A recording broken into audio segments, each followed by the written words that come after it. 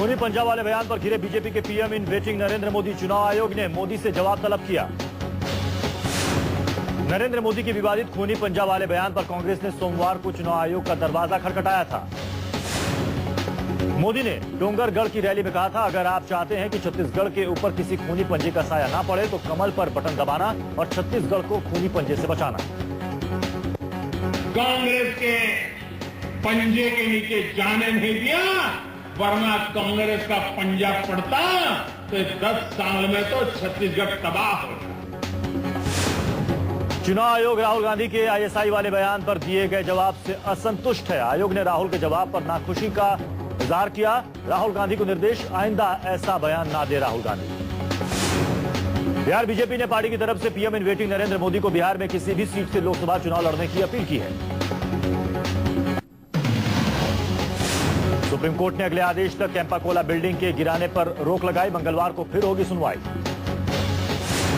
Campa Cola building में रहने वाले लोगों को दूसरा घर देने पर सुप्रीम कोर्ट करेगी विचार। सरकार और अटॉर्नी जनरल से स्थायी समाधान के लिए मांगा सुझाव। कैंपा कोला सोसाइटी में आशियाना बचने की खबर के बाद फैली खुशी की लहर। बीएमसी सुप्रीम कोर्ट के पूर्व आदेश के मुताबिक इन फ्लैट्स को ढहाने वाली थी। सुप्रीम कोर्ट ने फली नरीमन की इजरा के बाद तोड़फोड़ पर रोक लगाई। इससे पहले बीएमसी दस्ता अवैध इमारतों को ढहाने के लिए कैंपा कोला परिसर में दाखिल हो गया था। जैसे ही लोगों को सुप्रीम कोर्ट के आदेश की खबर मिली, वे खुशी से उछल पड़े। लोगों ने एक दूसरे को गले मिलकर बधाई दी। कैसे कहते तारीख पे तारीख, तारीख पे तारीख, तारीख पे तारीख। आई एम श्योर इसके बाद हमको और तारीख नहीं मिलेगी, हमको पूरा परमानेंट स्टे ऑर्डर मिलेगा। हमने ब्लैक दिवाली मनाई है ये साल, ये आज हमारी एक्चुअली। दिग्विजय सिंह ने एक बार फिर केजरीवाल की पार्टी को मिले विदेशी चंदे पर सवाल उठाया। कहा, आपको मिलने वाले चंदे और उसके सोर्स का खुलासा होना चाहिए। मध्य प्रदेश में 25 नवंबर को होने वाले मतदान से पहले सभी पार्टियों के आला लीडरों का तूफानी दौरा जारी। खंडवा में राजनाथ सिंह की रैली। खंडवा रैली में राजनाथ ने खेला मुस्लिम कार्ड। कहा, एक बार बीजेपी का साथ देकर उसे जांच ले मुसलमान। खंडवा रैली में राजनाथ सिंह ने कांग्रेस पर लगाया डरा धमकाकर वोट बटोरने का आरोप। कहा, आजादी के बाद कांग्रेस ने अल्पसंख्यकों के लिए कुछ नहीं किया। राजनाथ सिंह का राहुल गांधी पर निशाना। कहा, यहां मैं अपनी दादी की मौत की कहानी नहीं सुनाने वाला। विदेश में भी इस बात पर चर्चा हो रही है कि इस बार बीजेपी केंद्र में सरकार बनाएगी। राजनाथ सिंह ने प्रधानमंत्री पर हमला बोला। कहा, मनमोहन सिंह पाकिस्तान से बात करने के लिए इतने उतावले क्यों हो रहे हैं। मध्य प्रदेश विधानसभा चुनाव में सिंधिया वर्सेज सिंधिया का दिलचस्प मुकाबला। अपनी बुआ यशोधरा राजे सिंधिया के खिलाफ प्रचार के लिए उतरे ज्योतिरादित्य सिंधिया। शिवपुरी से कांग्रेस उम्मीदवार वीरेंद्र सिंह रघुवंशी के समर्थन में ज्योतिरादित्य सिंधिया ने मांगा वोट। इस सीट पर बीजेपी ने यशोधरा राजे सिंधिया को मैदान में उतारा है। कांग्रेस के उपाध्यक्ष राहुल गांधी को उनके ही घर में चुनौती मिल सकती है। सुल्तानपुर से कांग्रेस सांसद संजय सिंह के बागी तेवर से कांग्रेस की नींद उड़ी। अमेठी राजघराने से ताल्लुक रखने वाले संजय सिंह ने अपने 60वें जन्मदिन के मौके पर बीजेपी नेताओं के साथ मंच साझा किया। कांग्रेस के खिलाफ भाषणबाजी पर चुप रहे।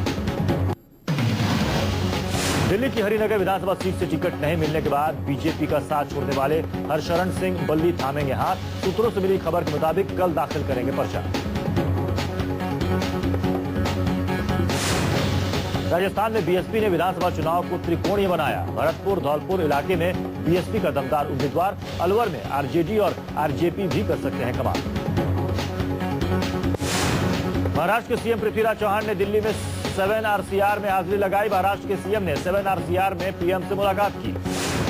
पाकिस्तानी पीएम नवाज शरीफ के विशेष सलाहकार सरताज अजीज ने 7 आरसीआर में प्रधानमंत्री से मुलाकात की।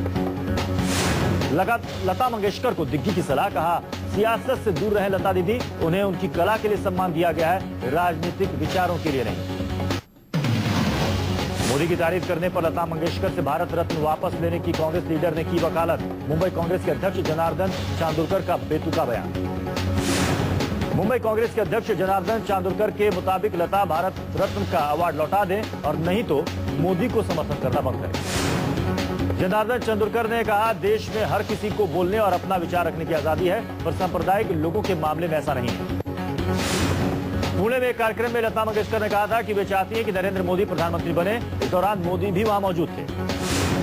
मध्य प्रदेश के सीएम शिवराज सिंह चौहान ने लता मंगेशकर से भारत रत्न वापस लेने के बयान की निंदा की है। ट्वीट पर लिखा, किस रास्ते पर है कांग्रेस। दिल्ली पुलिस के 2 कांस्टेबल्स की दरिंदगी का शिकार हुए उदयचंद ने तोड़ा दम, घूस नहीं देने पर जिंदा जला दिया था।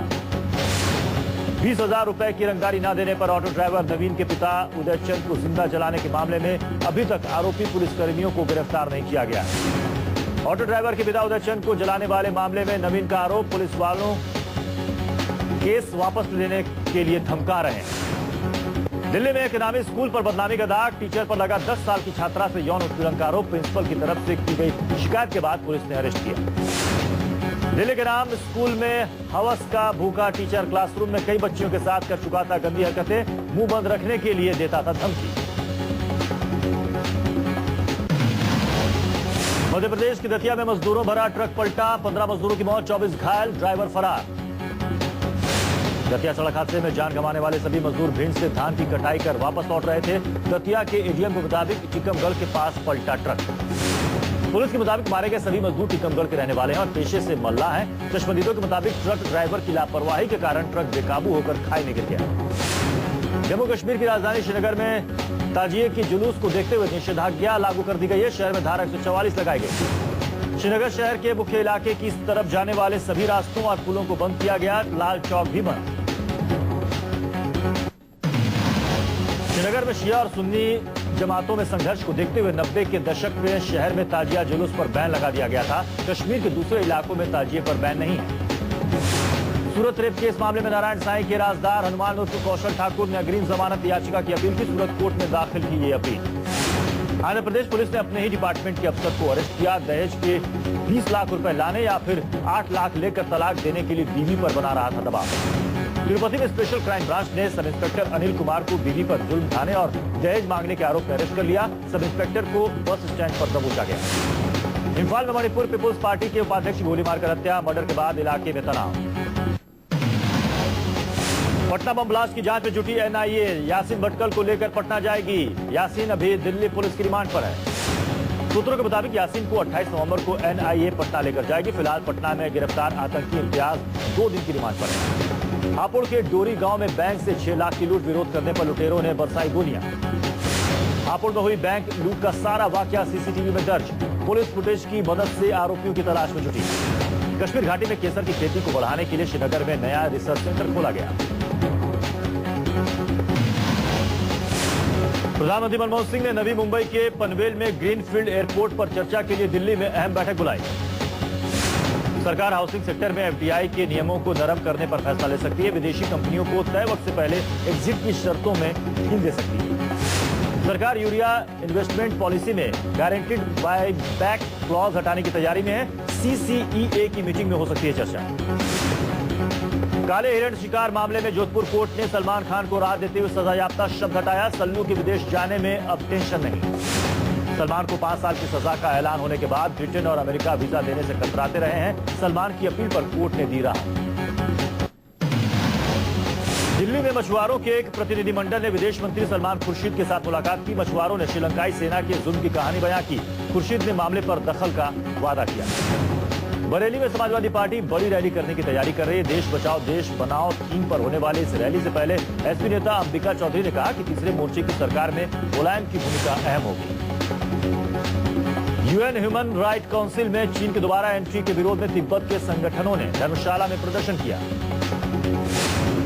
अजमेर के पुष्कर मेले में देशी विदेशी कलाकारों की रौनक देखने को मिल रही है। जापानी महिलाओं ने ढोल की थाप पर जमकर नृत्य किया।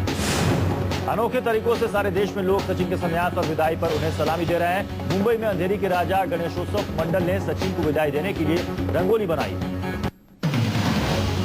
मुंबई के वानखेड़े में खेले जाने वाले सचिन की विदाई टेस्ट की सभी टिकटें खत्म हो चुकी हैं। बिक्री शुरू होते ही टिकटों के खत्म होने से प्रशंसक निराश नजर आ रहे हैं। वेस्टइंडीज के स्टार प्लेयर चंद्रपॉल ने कहा कि सचिन के विदाई मैच में अपना 150वां टेस्ट खेलना मेरे लिए बेहद सम्मान की बात है। वेस्टइंडीज के दिग्गज बल्लेबाज ब्रायन लारा ने संन्यास लेने जा रहे महान बल्लेबाज सचिन तेंदुलकर की बल्लेबाजी तकनीक को दुनिया में सर्वश्रेष्ठ करार दिया। 199 टेस्ट में मास्टर ब्लास्टर सचिन तेंदुलकर की मौजूदा टेस्ट रन संख्या 15,847 है और इस आंकड़े में भारत की आजादी का दिन छिपा है। 15 तारीख अगस्त का महीना है और साल 1947। गायक कैलाश खेर मास्टर ब्लास्टर सचिन तेंदुलकर को सलामी देने के लिए एक विशेष गीत सचिन गान लेकर आए हैं। कैलाश सचिन को लाखों करोड़ों में एक मानते हैं।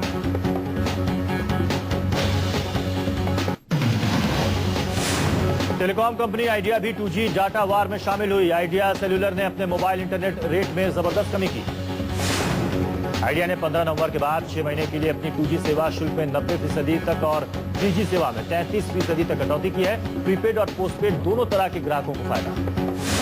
आइडिया ने सभी 10 सर्किलों में मोबाइल इंटरनेट के रेट कम किए। अब उपभोक्ता 2 पैसे प्रति 10 KB की दर से 2G और 3G सेवा का लाभ ले सकते हैं। डोमेस्टिक मार्केट में डायमंड की चमक गायब हुई। दिवाली और वेडिंग सीजन में डायमंड ज्वेलरी की डिमांड 20% तक घटी।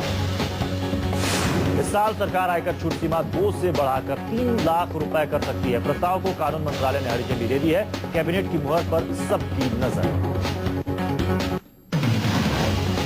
सुप्रीम कोर्ट के ताजा आदेश के बाद गोवा में कच्चे लोहे की इलेक्ट्रॉनिक नीलामी शुरू होगी। ई नीलामी के जरिए गोवा सरकार को 1500 करोड़ के राजस्व की उम्मीद। गोवा में खनन उद्योग पर बैन के फैसले की वजह से सूबे में 1.5 करोड़ टन से ज्यादा लॉ एस यूं ही पड़ा था। नीलामी पर सुप्रीम कोर्ट की हरी झंडी। देश में कारों की बिक्री अक्टूबर के महीने में 3.88% कम हुई है, लेकिन ग्रामीण क्षेत्रों में मोटरसाइकिल की मांग बढ़ी। जॉब स्पीक इंडेक्स के मुताबिक दिल्ली एनसीआर में ऑटो, कंस्ट्रक्शन, इंजीनियरिंग में सेंटीमेंट बदतर हुआ है और नौकरियों के मौके घटे हैं। कोल्ड ड्रिंक्स बनाने वाली मल्टीनेशनल कंपनी पेप्सिको अगले 6 साल में भारत में 33,000 करोड़ रुपए का निवेश करेगी। फिलीपींस में हैंड से बची बर्बादी के बाद शुरू हुई जिंदगी को पटरी पर लाने की कवायद। सेंट्रल फिलीपींस में उजड़े हजारों आशियानों का मलबा साफ करने की शुरुआत। हैंड चक्रवात से सही सलामत बचे लाखों लोगों की मदद की अपील के बीच चक्रवात प्रभावित फिलीपींस में अमेरिका और ब्रिटेन के युद्धपोत तैनात किए गए। संयुक्त राष्ट्र के मुताबिक महातूफान से करीब 1 करोड़ लोग यानी फिलीपींस की 10% आबादी प्रभावित हुई है, जबकि 6,60,000 लोग बेघर हो गए। संयुक्त राष्ट्र ने राहत कार्य के लिए $30.1 करोड़ करीब 19 अरब रुपए की राशि जुटाने की अपील की है। पाकिस्तान 2.2 करोड़ रुपए की लागत से लाहौर में एक सिख समाधि और एक हिंदू मंदिर की मरम्मत और उसके संरक्षण की योजना बना रहा है।